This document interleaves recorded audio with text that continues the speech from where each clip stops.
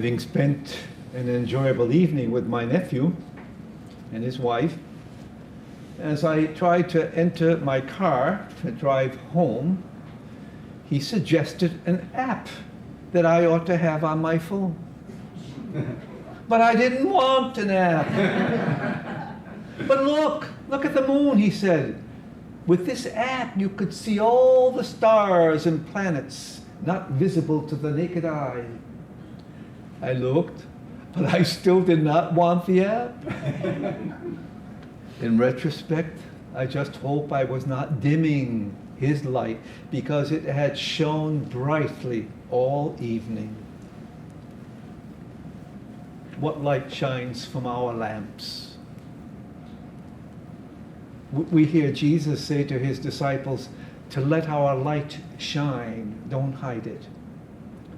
What a contrast the scriptures and the memorial of the Korean martyrs provide today, revealing a light that shines and a light that darkens.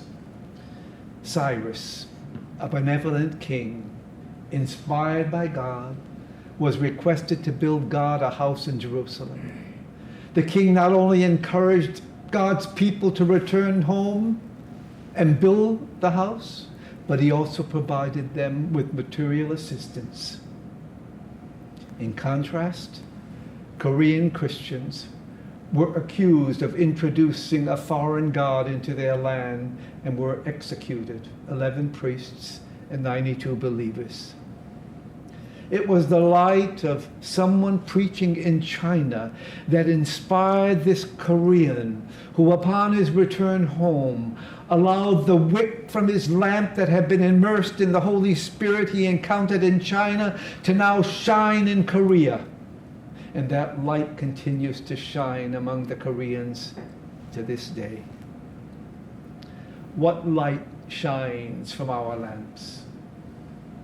Many. And there are more to be discovered, just like that app I spoke of that revealed all those unseen lights. And as disciples, it is our responsibility to bring the light of Christ where there is still darkness. The scriptures today offer us an invitation to acknowledge and explore our gifts, our talents, lamps given to us to illuminate our lives, but also the lives of people around us. What kind of light does God want to shine from our lamps? How do we overcome the temptation to hide our light because it's sometimes more comfortable not to be burdened by it? The joy of reflecting on these scriptures surfaced for me so many examples of lights set on lampstands for all to see. Lights which reveal the presence of Christ in the lives of people we know and associate with. If I may be allowed one example, it is that of my niece Deborah, who has taught for 40 years at a Catholic school, Espiritu Santo in Fall River, Mass.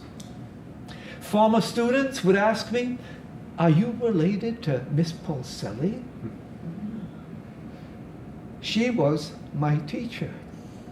The tone of their voice was reverential, revealing someone they had known who was a light that shone in their lives, and that of hundreds who were privileged to have her as their first grade teacher.